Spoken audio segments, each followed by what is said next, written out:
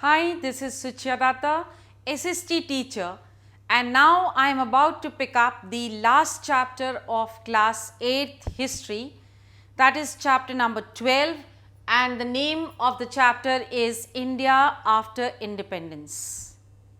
When you started the class 8th history, it was almost 190 years ago, that is when the Britishers entered India. After the Battle of Plassey, they became the masters of Bengal, and after the Battle of Buxar, they became the masters of India. How as traders they had evolved themselves into the masters of India. So that was a long history. In between we saw the revolutions which occurred, the struggles of the people, and the Great Revolt of 1857, which is also called as the First War of Indian Independence. But finally, after the long struggle of 190 years, the people of India became free on 15th August 1947. India was free from the clutches of the British domination, and thus a new independent India naturally had many challenges before it. It had yet to see into so many problems in order to become a real independent strong nation.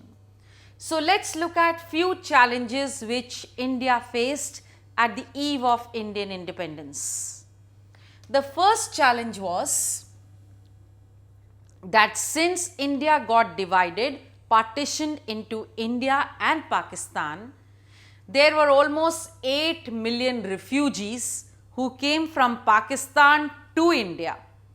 So these people had to be provided with food and shelter. The second important challenge before the country was the problem of the princely states. Before independence, there were British states and there were princely states. And when the Britishers left India, they gave a free choice to the princely states to join either India or Pakistan. There were nearly 500 princely states in India, and these people or these Nawabs and Rajas had the free will to join either country. So it became a challenge for New India to see that most of the princely states would join India. And Sardar Vallabhbhai Patel played a remarkable role in bringing these princely states into Indian domain. The third challenge before the new independent India was that they had to still decide upon the political system for India. That is, what kind of government should we have in India? What is going to be the best suited form of governance for the country, and what should we exactly pick up?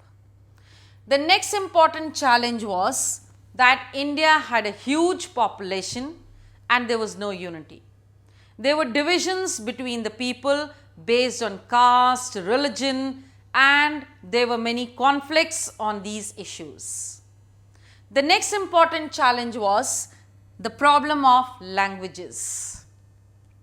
That is, people of India spoke various languages, and thus it was now that they had to decide that which Indian language would become the national language of the country, and it was also their duty to pacify the people speaking other languages. The next important challenge was of the both rural and the urban population. As far as the rural population is concerned, they were dependent on monsoon, and whenever the rains failed, there used to be a bad harvest, the effects of which was seen on carpenters, masons, and others also. So this effect was even seen on the urban population, and the urban population, that is those actually who had migrated from the rural to the urban areas, were facing a major problem of housing and sanitation.